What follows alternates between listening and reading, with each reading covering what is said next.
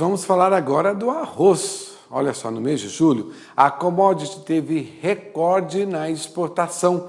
Para entender esse aumento, nós vamos conversar com a Andressa Silva, diretora executiva da AB Arroz, e também com o Elton Doerler, presidente da AB Arroz. Boa noite para os dois, que maravilha, aqui temos uma entrevista dupla para a gente entender o que está acontecendo. Começo aqui com o nosso amigo, o Elton. Boa noite, Elton, seja bem-vindo. Boa noite, Marcelo, prazer falar com vocês aqui e estamos à disposição para a gente tentar esclarecer o mercado do nosso produto tão nobre na mesa do brasileiro. Boa noite para você também, seja bem-vinda. Boa noite, Marcelo. Boa noite a todos que nos ouvem agora. Oi, Elton, o que está acontecendo? A exportação, a gente pode dizer que estamos indo muito bem, né? Agora, em julho, pelo que a gente pôde observar, os números foram completamente maravilhosos, né? Bem, na verdade, o arroz é um produto que, basicamente, ele é um produto consumido, grande parte, pelo mercado interno. Nós temos hoje no bloco do Mercosul aproximadamente entre 15 e 15 milhões e meio de oferta anual desse produto e um consumo que gira em torno de 12 milhões de toneladas anuais, e isso faz com que nós tenhamos no bloco do Mercosul um excedente exportável e que é necessário que ele saia durante todo o ano. Então, quando a gente vê resultados importantes da exportação, seja ele in natura ou propriamente beneficiado, traz para nós no mercado a certeza de uma estabilidade ou até um aquecimento a nível de consumidor.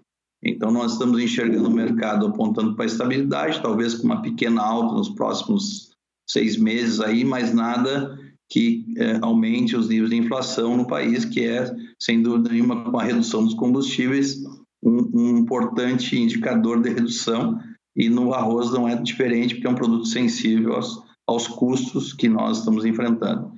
Então, tenho certeza que nós estamos num momento bastante importante, um momento de quase equilíbrio entre oferta e demanda, e que nós teremos, sim, um mercado estável para os próximos meses, talvez com uma pequena elevação, dependendo ainda da pressão dos custos, como combustíveis, insumos e outras tantas coisas que influenciam o mercado.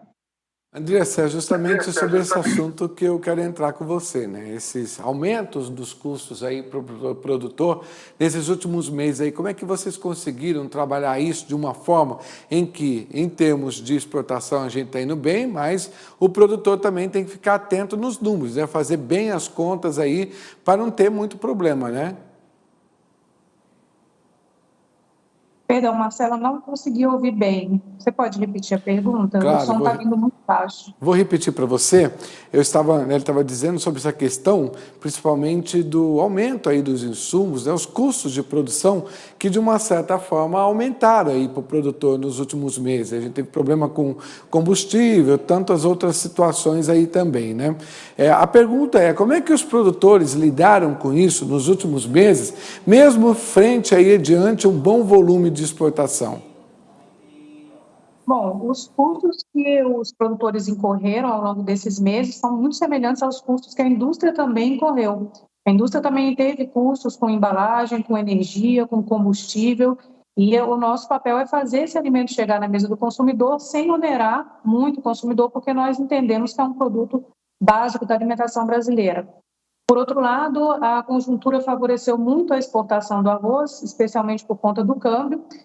Alguns trabalhos que a AB Arroz faz também para ampliar o mercado externo, trabalhos com México, Peru, Colômbia, Reino Unido, Canadá, Turquia, acaba fazendo com que a gente tenha essas janelas de oportunidade, eventualmente, e o parque industrial todo muito bem preparado, capacitado para exportação, aproveita essas janelas de exportação e acaba mandando o arroz para fora. Um exemplo disso é a própria exportação de arroz em casca para o México, né? Nós fizemos todo um trabalho para a abertura do mercado mexicano para o arroz brasileiro, e nesse momento em que o México estabeleceu uma isenção de imposto de importação para o arroz em casca, foi possível a exportação do arroz porque a gente já tinha essa cultura exportadora e aproveitamos a janela aberta com a abertura do mercado anteriormente, né?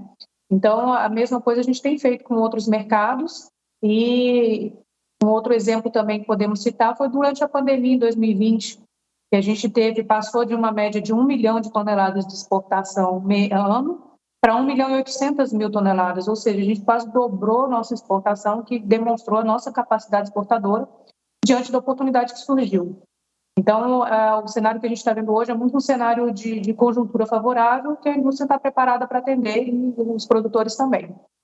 Bom, né, Elton, a gente vê de uma certa forma esse cenário extremamente positivo para o nosso arroz, que tomara que continue assim, né, muito bom para os nossos produtores, mas tem um fator que preocupa aí bastante, que é a questão do clima, né, a gente está tendo aí um clima muito seco nas principais regiões produtoras aí. Como é que o produtor está analisando essa questão para pelo menos tentar manter esses números aí para o próximo semestre?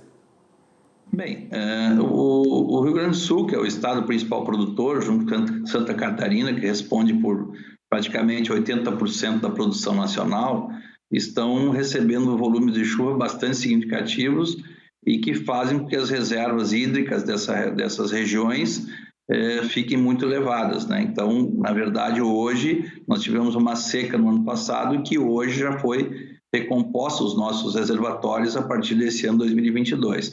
Isso dá a condição natural para que o produtor e a cadeia produtiva tenham uma produção um pouco mais elevada, mas o que efetivamente vai ser preponderante na decisão do produtor serão a manutenção ou até a elevação dos preços em função dos custos dos insumos que a gente já relatou anteriormente.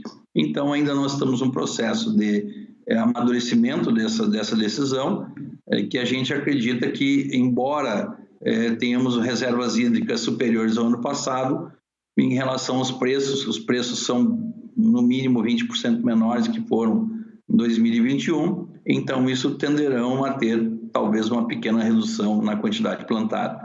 Então nós acreditamos no mercado nesse segundo semestre um pouco mais firme, com pequenas elevações, não contundentes talvez, né, mas depende sim dessa decisão da base da cadeia, que é do produtor, sobre a quantidade que ele efetivamente plantará na próxima safra. Então a gente acredita muito no potencial do arroz brasileiro, especificamente dos produtos na pauta exportação nacional. A Andressa foi muito feliz nas suas colocações, porque demonstra a maturidade da BiArroz na busca de mercados externos.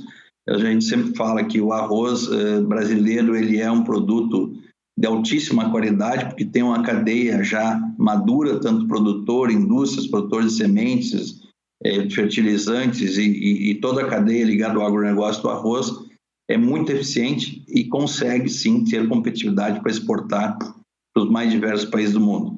O que nós lutamos permanentemente é por uma reforma tributária nacional, para que a gente tenha uma equidade de condições em relação a outros países, e queremos sim, efetivamente, buscar a abertura cada vez maior do mercado internacional para o arroz brasileiro.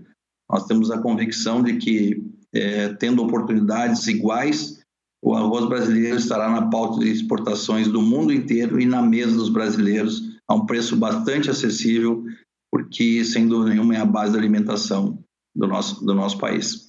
Andressa, uma pergunta. O brasileiro tem aumentado o consumo aqui no mercado interno do arroz? Teve um período aí que eu me lembro que a gente até fez uma entrevista aqui dizendo que o brasileiro estava meio que acuado, né? No consumo do arroz aqui no mercado interno, meio que estava deixando de lado o nosso tradicional arroz. Eu não consigo ficar sem, mas como é que está a questão do consumo hoje aí? Voltou com força total? Então, Marcelo, é um ponto interessante, porque no início da pandemia houve aquelas compras de pânico, o consumidor foi até o mercado para garantir o estoque de arroz, não se sabia muito bem quanto tempo ia durar a pandemia, e depois veio a fase do iFood, né? Todo mundo começou a recorrer a esses aplicativos, porque é pela facilidade, pela rapidez, né? Mas a gente nota que ficou sim um apelo para a saudabilidade, né? Para esse caráter mais funcional do arroz, de cuidado com a saúde, de aumento da imunidade. Então, não por acaso, a Conab publicou recentemente um ajuste nos números de consumo do levantamento de safra. Então, todo mês é publicado um levantamento de safra pela Conab, e esse mês ela fez uma estimativa, corrigiu a estimativa dela de um consumo de 10.800.000 toneladas este ano para 11 milhões de toneladas. Ou seja, nós tivemos aí um incremento do consumo de arroz muito provavelmente porque essa janela que teve, né, de promoção do arroz por conta da pandemia acabou deixando essa herança. Andressa, tomara que o brasileiro continue aí cada vez mais comendo muito arroz, né? Porque além de ser delicioso, faz bem também para a nossa saúde. Eu quero agradecer muito sua participação aqui no Agronoite, excelente análise. Também do Elton aqui, que a gente encerra aqui com chave de ouro o nosso jornal hoje, com duas presenças ilustres aí do AB Arroz. Obrigado pela presença de vocês. Uma boa noite, hein? Boa noite, muito Marcelo. obrigado aí. Boa noite a todos. Estamos à disposição aí, tá? Obrigado, sempre, né?